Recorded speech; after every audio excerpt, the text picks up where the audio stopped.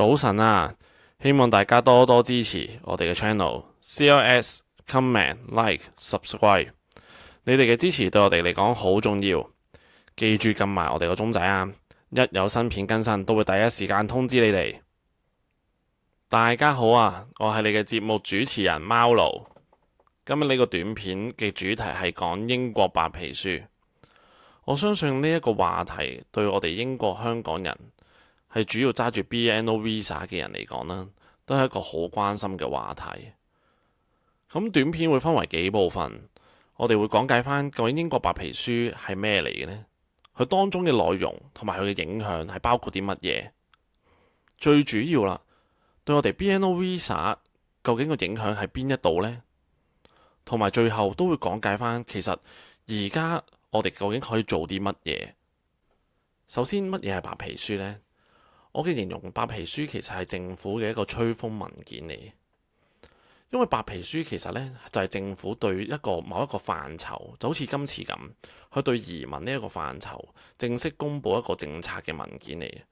佢會提出嚟緊將來會有乜嘢嘅改革嘅方向，但係當中呢一個文件呢，其實係唔具有一個法律嘅效力嘅。咁佢嚟緊好大機會就可能會係去一個議會啦，同埋進行一個立法嘅程序落實。但係呢個係咪必須嘅呢？其實係唔一定嘅。咁嚟緊嘅後邊嘅部分，我都會講解翻點解佢唔一定。但係當中嘅今次嘅內容呢，其實牽涉咧都會比較多。但係最主要影響我哋 BNO Visa 持有人嘅內容，就當然係定居或者永居嗰部分啦，即係。咁但係我都會簡單講解翻中間佢會影響係乜嘢部分呢？首先，工作簽證同埋學生簽證都會係受到影響嘅。工作簽證簡單啲講就係有可能一啲低技術嘅簽證會改成一啲冇定居權嘅臨時簽證，即係簡單啲講，做幾耐都有可能冇定居啦。佢哋甚至乎一啲技術嘅簽證、技術嘅人員，佢哋嘅簽證都有可能會限於佢哋一定係有一個大學嘅學位。好啦，到學生簽證畢業之後，佢哋本身係有個停留期，停留期一般嚟講過往係2年。咁雖然2年已經係一個好緊絀嘅時間啦，咁而家係會縮短至到18個月。咁當中我相信係會好大影響到一啲海外嘅學生決定究竟係咪嚟英國就學嘅。咁因為過往詬病嘅學生簽證問題，咁當然啦，就係因為有啲學生佢有可能嚟讀書啦，咁但係一家大細都會過晒嚟，因為佢有個學生簽證就可以會根據呢個學生簽證可以申請埋家人會過嚟一齊住呢一個問題。咁我相信嚟緊呢一部分政府係一定會着手去做啦。好啦，而家最主要影響我哋 BNO Visa 持有人嘅問題喺邊一度呢？咁就係一個家庭同埋定居 settlement， 即係講緊永居由5年延長至到10年。咁呢一個問題係相信，如果假設係應用於去 BNO Visa 嘅話呢，咁係一個大影響，因為過往我哋申請呢，咁好興就係講唔加入。咁嚟緊咁即係簡單啲講，就會變成有可能係10加1。咁呢個喺當中牽涉嘅費用係有可能講緊係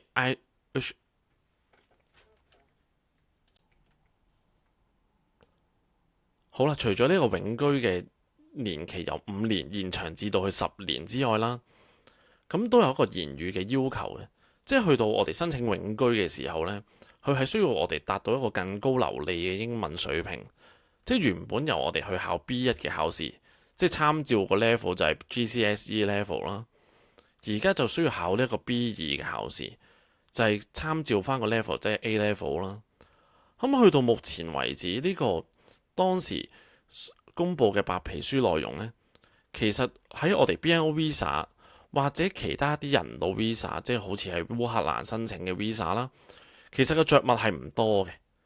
咁當中最主要針對嘅部分就係工作簽證啦、學生簽證啦，或者一啲係依親嘅簽證講緊。咁當時呢，我相信好多我哋香港人啦，或者即係準備係申請 BNO Visa 又好，或者我哋係 BNO Visa 持有人都好，咁相信對於我哋嘅影響都不大啦。但係其實呢，中間其實都有一啲暗示嘅。咁究竟係乜嘢暗示呢？喺呢個白皮書嘅內容其實有講明，當中嘅內容係有包括係所有簽證。咁當然啦，佢係冇講明有可能 BNO Visa 嚟緊申請啊，或者我哋現有嘅人係會唔會受到影響？喺白皮書入邊係冇講到，佢將所有嘅責任都推去下半年。究竟嚟緊我哋係點做？我哋就係會繼續會公佈，實際嘅內容都係會係嚟緊下半年會公佈。咁所以點解我會形容佢係一個吹風大會？其實佢就係想講翻俾我哋聽，嚟緊個方向就係會咁樣噶啦。咁我哋如果假設即係講緊而家我係一個香港人啦，我準備申請 BNO Visa 嘅話，咁我考慮嘅嘢就係究竟會唔會直接影響到？而如果我本身係揸住緊 BNO Visa 嘅持有人，最大嘅問題係啦，究竟有冇追溯期呢樣嘢啦？好啦，時間線去到嚟呢度呢，其實當時咧一公布白皮書之後呢，喺唔同嘅群組入邊呢，都係會有一個好大嘅迴響。咁當然我哋香港人就因為有 BNO Visa，但係本地人或者係一啲其他國籍嘅人士都有個非常大嘅討論點，就係因為當而家現今嘅社會其實最主要針對嘅係講緊一啲非法移民，而非係一啲講緊係合法嚟嘅人士。咁當然政府點解會咁做？咁我喺後半部我都係會繼續會講解啦。咁而去到呢一個時間線嘅時候，其實好多人我相信最關心嘅就係佢有冇一個追溯期。無論係我哋香港人又好，其他國籍嘅人嚟到工作都好，或者係居住都好，因為大家都係有可能投放咗一定嘅時間喺度，即係可能幾年啦，已經安居樂業，揾咗一份穩定嘅工作。咁但係嚟緊，如果萬一改革係有追溯期嘅話，其實係會大大影響而家喺度居住嘅人士，甚至乎我哋如果冇追溯期嘅話，都會影響緊嚟緊申請嘅人士。好啦，去到5月中至到5月尾嘅時間，其實各大嘅報章呢都係會有新聞講解話，根據消息人士透露，呢一個白皮書嘅內容係會有追溯期嘅。即係咩意思呢？即係簡單啲講，就係你而家申請緊嘅人都係會，如果一改嘅時候，就係包括埋喺一邊。即係無論你究竟而家住緊係3年啦、4年都好，嚟緊係就快申請永居都好，咁你都係會根據翻佢嘅追溯期，就會變到10年先可以申請永居啦。好啦，去到呢個時間線，其實呢都係政府係冇一個正式公佈，都係一啲消息人士透露嘅啫。咁呢個都係一個英國政府好興做嘅做法啦，去測試下究竟民意或者大家嘅迴響係去到有幾多呢？咁同埋當然啦，有好多唔同嘅群組或者人士都 send 俾一啲信件啊，去各自嘅 MP 嗰度，希望佢哋可以問政府去釐清翻個問題啦。究竟嚟緊呢個政策，就算更改都好啦，係會影響新嘅申請人士啊，定係包括埋現有嘅簽證人士呢？咁呢一度其實 MP 係有做嘢嘅。咁喺之後嘅日子呢，其實呢係有關於呢一度問到去我哋嘅英國內政大臣嘅議會呢，其實係有問到呢一個內政大臣關於究竟10年期永居係只適用於一個未來入境者，即係新申請啦，定係其實舊申請人，即係喺英國嘅居住人士，都係會受到影響呢？咁其實英國內政大臣呢 Cooper 其實係有作出一個回覆嘅。佢話其實白皮書呢，其實嘅改革嘅細節呢，都係會喺今年即係下半年啦，透過諮詢啊，或者透過佢哋了解啊，咁就會再講翻清楚嘅。咁佢哋都好希望啦，係可以好快啦，同埋係會廣泛咁樣應用嘅。咁但係個詳細嘅內容呢，都係喺下半年就會公布啦。咁呢度我都係會講解埋，其實點解下半年呢個係咁緊要呢？咁因為其實下半年點解會公布，就因為其實大家可以 check 翻 BNO Visa 嘅申請呢，第一批嘅人士其實就喺21年後嘅，即係講緊 BNO Visa 呢個計劃本身成立都係21年打後。咁即係講緊我哋最快，如果我哋假設你只係一個 BNO Visa 申請嘅人士，你最快申請永居嘅時間係26年嘅。咁當然有好多人應該會喺 Facebook 啊，或者喺唔同嘅群體入邊都睇到，唔係喎，有 BNO Visa 嘅人士已經係申請緊永居咯。呢一個係講緊佢哋本身喺呢一度，即係可能我喺18、19，甚至乎更早嘅年期，佢哋係申請緊其他嘅簽證，例如佢係申請緊工作簽證嘅，喺18年嘅時候。咁但係其實佢係有權將個簽證去改為 BNO Visa，而之前嘅居留嘅時間都係會計算喺 BNO Visa 入邊嘅，所以變相其實你會見到有部分嘅人士，不過係一個小部分嘅人士，其實喺25年啊、24年啊，甚至乎其實佢哋已經係可以申請永居，甚至乎已經申請埋入籍㗎啦。而喺同一日呢，喺唔同嘅報章都有根據翻呢個英國內政大臣 Cooper 嘅回覆而作出一啲報導，包括就係話英國白皮書呢個內容其實係含有呢個追溯期，同埋加上 BNO Visa 都會有可能係喺參與在內，即係喺呢個白皮書嘅內容在內，即係 BNO Visa 都會有埋呢個追溯期。咁暫時呢一度相信呢個時間線已經係英國白皮書嘅最新嘅更新，而我都會喺呢個位置做一個小總結，同埋一個個人嘅分析。首先，暫時嚟講，英國政府由5月12號公布咗呢個英國白皮書之後呢，其實對當中嘅內容呢並冇作一個好確實嘅更新，包括大家或者係本地嘅居民都好諗緊究竟佢有冇追溯期呢個問題。其實佢冇直接或者間接講出嚟嘅，佢最多有少少暗示嘅啫。佢從來都係將呢個問題拖到去下半年先公佈。咁但係當然啦，正常一個政府做任何嘢，佢其實已經有晒成一完善嘅政策喺度，應該就會。咁點解唔公佈？好簡單，就係而家佢應該睇緊究竟本地嘅居民啦、政黨啦、政商界對呢一件事究竟個回彈有幾大？大家究竟對呢一件事有可能，例如佢嘅當中嘅改革啦，佢經唔經議會啦，去作任何嘅更改有冇追溯期呢啲問題？大家嘅回覆究竟去到有幾大？上街示威，send 信去 MP 去關心，定係有可能咩都唔做呢？咁呢啲佢都會係計算喺在內。咁當然我哋可以見到個時間線係好明顯啦。佢係其實係將呢一個白皮書嘅內容呢，其實暫時係加辣嘅。點解會咁講呢？因為其實白皮書嘅內容呢，已經係對某一啲簽證嚟講係非常之苛刻嘅啦。即係好似一啲工作簽證，其實佢哋有可能可以做到永居。咁簡單啲講就係做唔到永居啦。咁即係簡單啲，再簡單啲講就係你係嚟打工嘅啫。做完你可以走，當然你都可以留，但係你要打工咯。即係永遠都係要咁樣做。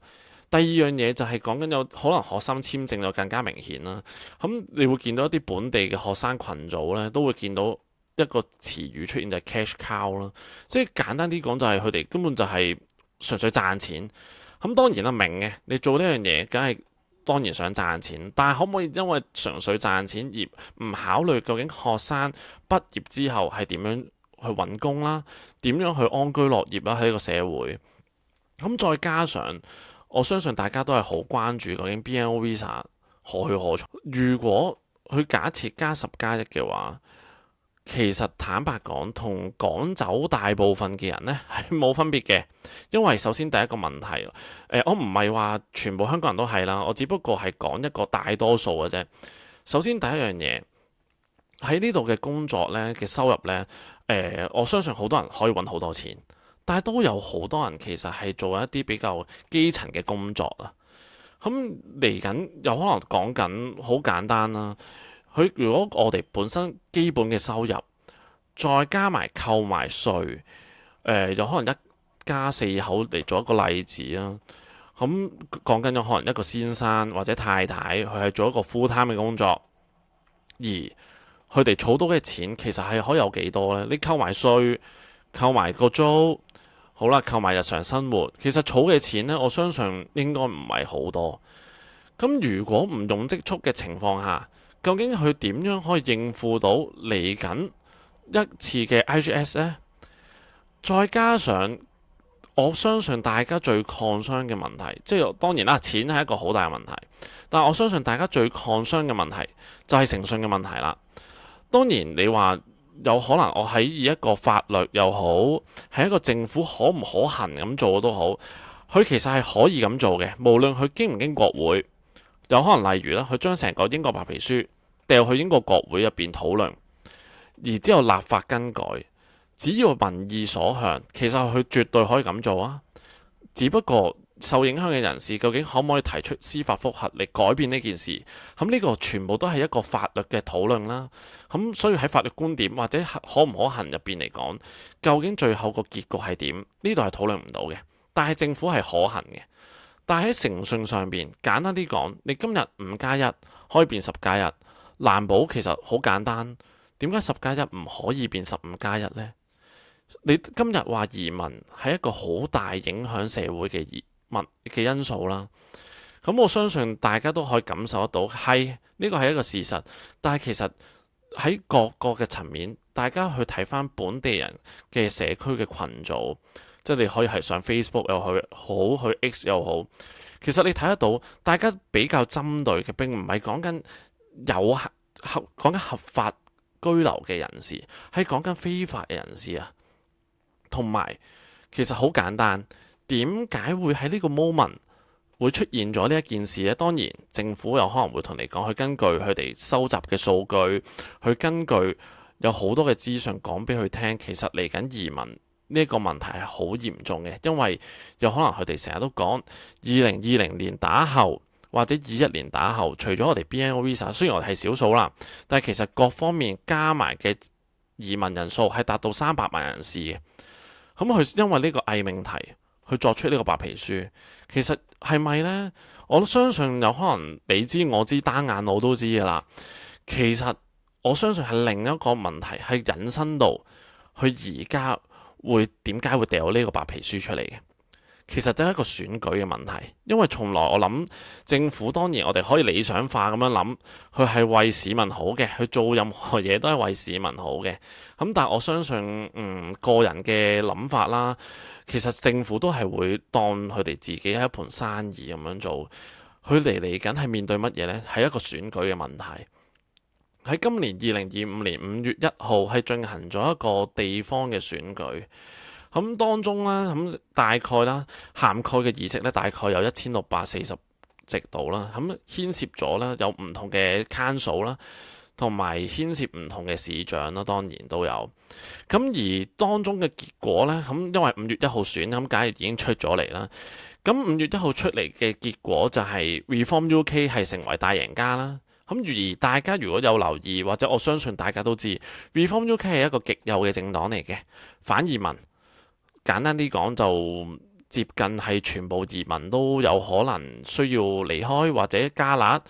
咁當然啦，因為暫時佢哋唔係執政黨，佢哋只不過係有可能嗌下口號咁樣，咁嚟爭取而家本地嘅居民或者一啲極右嘅社會人士佢嘅支持啦。咁好明顯其實係啱嘅，佢個方向，因為而家講緊無論世界各地，美國又好，歐洲都好，甚至乎英國都好，向右嘅政黨，你會見得到呢，其實係民意所向嚟嘅。咁所以呢 Reform UK 當時嘅選舉呢係大勝嘅，係大概贏咗係全國嘅斬獲咗有大概670幾席度嘅議席啦，係贏咗有大概10個議會嘅控制權啦。咁我相信呢一度呢係極大影響當時工黨點解要立即去推行呢一個英國白皮書，因為當然啦，你話唔係，中間其實就算佢咁樣做，係咪極右嘅人士就會投票俾佢呢？唔係，但係大家唔可以忽略嘅就係，首先本身工黨其實係紮根咗喺英國呢個社會係好多年㗎啦，而家明顯係有好多本身有可能係鐵票，甚至乎係中間偏離嘅人士，其實呢，就因為 Reform UK 嘅取態，其實而家係投咗俾 Reform UK 嘅。咁而家工黨只需要有可能，例如去掉一個白皮書出嚟，同大家講，我都係行右喎，或者我都係偏右，我都係反移民嘅。其實我相信已經有好多，例如以往過往，我好多年都投俾工黨嘅，但我就係因為唔妥而家個社會個情況啊嘛。咁我今次投俾 Reform UK，咁但係佢而家，哇！我睇新聞又好，我睇白皮書都好，哇！工黨反移民嘅喎。其實呢啲中間游離或者本身係工黨嘅支持者，而唔係本身嘅鐵票啦。呢一班人已經會游離翻去工黨嗰度，而中間工黨當然就係會因為呢一樣嘢而繼續咁樣行落去呢個白皮書嘅方案啦。好啦，去到呢個位，咁大家都知，咁我哋究竟可以點樣做呢？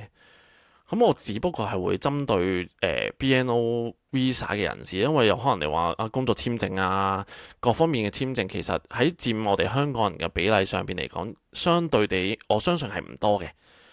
咁其實可以點做？有幾個層面啦。第一，繼續乜都唔好做啦。咁呢個係最廢㗎啦，簡單啲講，因為而家好明顯白皮書就係掉出嚟俾大家去反映翻我哋想要啲乜嘢。唔想要啲乜嘢，俾個政府聽㗎。如果繼續唔講，我相信你會聽到或者嗰啲咩根據消息人士透露嘅嘢係會越嚟越辣嘅，或者佢根本將追溯期係變成必要嘅。點解而家政府唔敢講係必要？係因為佢暫時未收到最更新嘅民意，或者佢未決定到究竟點做。因為你要留意翻，其實我哋 BNO Visa 嘅人呢都係有投票權。而投票權究竟當然啦，你話喂唔係，我哋加埋其實10零萬人嘞啫，究竟係咪真係咁緊要？我可以答你係咁緊要，因為你可以睇翻其實過往嘅記錄，有好多嘅議會或者好多嘅議席，其實係爭幾票嘅啫。佢哋爭幾票已經係可以定到一個輸或者定到一個贏，所以唔好忽視自己嘅力量。喺呢個 moment，當然啦。你話可以乜？即係我可以當上中下策，下策乜都唔做。中間我哋最基本而家立即要做嘅嘢，就係首先你去邊度 copy 又好，去打又好，自己諗封信都好，去講解翻究竟我哋 BNO Visa 喺英國呢個本土地區，我哋有咩貢獻先。首先大家都其實係攞咗有可能一部分嘅資金啦，喺度安居樂業啦。再加上其實我哋有勞動人口嘅力量喺度，即係大家有可能有打工啦，有交稅啦，其實係對呢個社會有貢獻嘅。首先第一樣嘢要同政府講翻，同 MP 講翻，要去反映翻呢個事實出去先。再加上都可能要溫馨下提示佢，其實我哋係有投票權嘅。所以你會見得到點解白皮書其實係有少少分別，在於有某一個位就係喺某一啲簽證，佢會講到好實嘅有呢啲嘢。但係點解有一啲位佢會講到比較虛嘅？就因為有冇投票權嘅分別，我哋係有投票權嘅，所以佢就算有影響都好，佢未必暫時都有一個考慮點。究竟我哋係咪一刀切埋落去呢？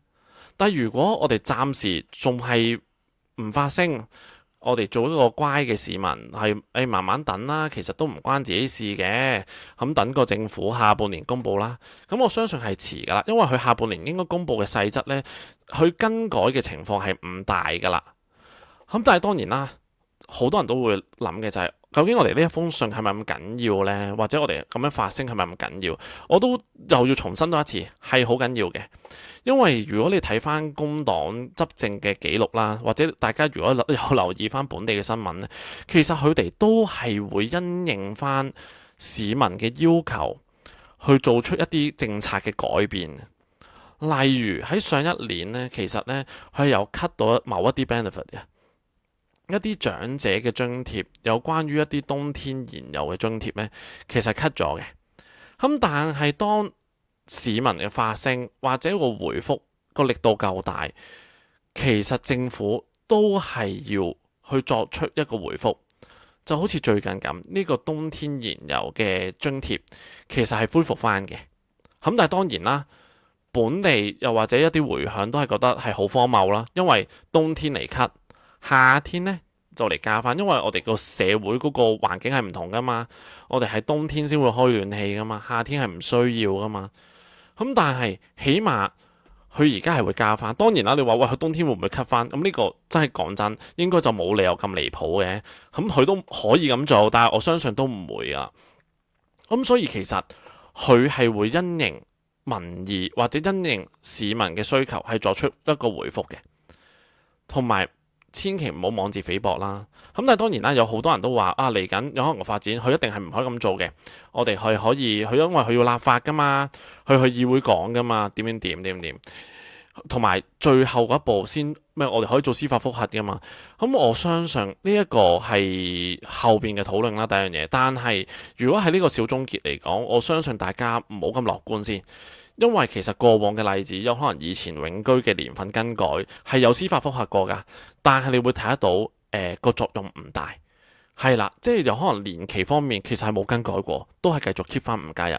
係有可能有某一啲 terms 係大家有更改，當然最後都係嗰句，佢改成點，我哋暫時冇人知，因為佢都係話下半年先會正式公佈。